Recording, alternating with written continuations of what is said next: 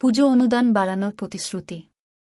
সিতাই উপনির্বাচনের প্রচারে গিয়ে ক্লাবগুলিকে দুর্গাপুজোর অনুদান বাড়ানোর আশ্বাস দেওয়ার অভিযোগ উঠল তৃণমূল সাংসদ জগদীশচন্দ্র বর্মা বসুনিয়ার বিরুদ্ধে। এর আগেও ভোটে জিতলে লক্ষ্মীর ভান্ডার প্রকল্পের টাকা বাড়িয়ে দেওয়ার কথা বলেছিলেন উত্তরবঙ্গ উন্নয়নমন্ত্রী উদয়ন গুহ।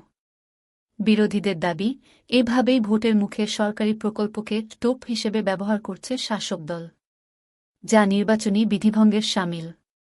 তৃণমূল অবশ্য তাতে গুরুত্ব দিতে নারাজ। জগদীশ বলেন, তৃণমূল এমন একটি দল যে মন্দির, মসজিদ, গির্জার সব ধর্মস্থানে যাওয়া মানুষকে সমান চোখে দেখে।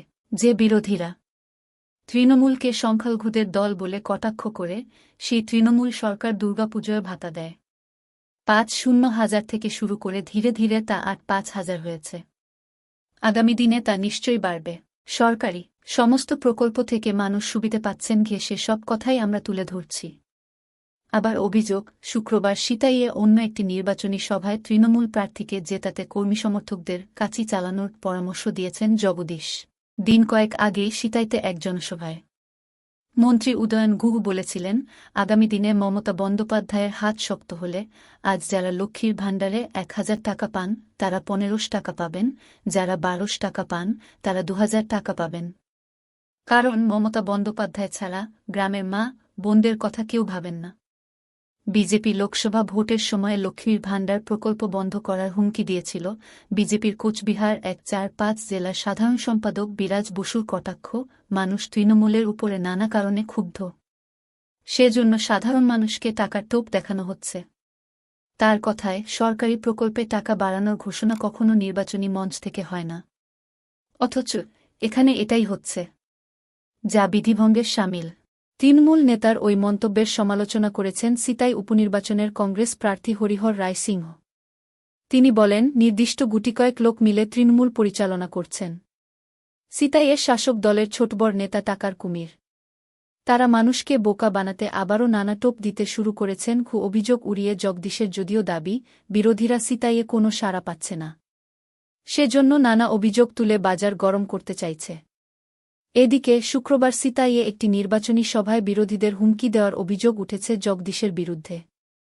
তিনি বলেছেন, দলীয় প্রার্থীকে জেতাতে হোমিওপ্যাথি, অ্যালোপ্যাথি এমনকি কবিরাজিতেও যদি কাজ না হয় তাহলে সার্জারি করার জন্য দরকার হলে কাঁচি চালাতে হবে। মনে রাখতে হবে, ফাঁকা মাঠে গোলটা যেন ঠিক লক্ষ্যেই হয়। বিরোধী দলনেতা শুভেন্দু অধিকারী পাল্টা বলেন, ২০২১ সালে ৫-৭ জন বিজেপি কর্মীকে খুন করেছিল। ৪০০ জন জেলে আছে, আরও ৪০০ জেলে যাবে। এখনও বসুনিয়ার বন্ধু শাহজাহান জেলে আছে। কংগ্রেস প্রার্থী হরিহর সিংহ রায়ের তোপ, সাংসদ নিজেই তার দলীয় কর্মী সমর্থকদের সন্ত্রাস করার জন্য উস্কে দিচ্ছেন।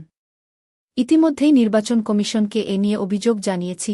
তিনি ঘটনাচক্রে এদিনই সিতাই বিধানসভার ওখরাবাড়ি অঞ্চলের হাজির বাজারে কংগ্রেস প্রার্থী হরিহর সিংহ রায়ের সভা বানচাল করার অভিযোগ উঠল তৃণমূলের বিরুদ্ধে। অভিযোগ, নির্বাচন কমিশন সভা করার অনুমতি দেওয়া সত্ত্বেও মাইকের তার কেটে দেওয়া হয়, বন্ধ করে দেওয়া হয় আলো। স্থানীয় পুলিশ এবং কেন্দ্রীয় বাহিনীকে বার খবর দেওয়া হলেও তাদের কেউ সভাস্থলে যায়নি বলে অভিযোগ। প্রদেশ কংগ্রেসের সভাপতি শুভঙ্কর সরকার বলেন, এই রকম সন্ত্রাসের আবহ সৃষ্টি করেও কংগ্রেসকে দমানো যাবে না। আগামীকাল অর্থাৎ শনিবার ওই এলাকায় যাওয়ার কথা বলেছেন তিনি। তৃণমূল অবশ্য ওই অভিযোগ ভিত্তিহীন বলে দাবি করেছে। তৃণমূলের দিনহাটা ১-এ ব্লকের সভাপতি সুধাংশু রায় বলেন, কংগ্রেসের সভায় কোনো লোক হয়নি, তাই এমন অভিযোগ করেছে।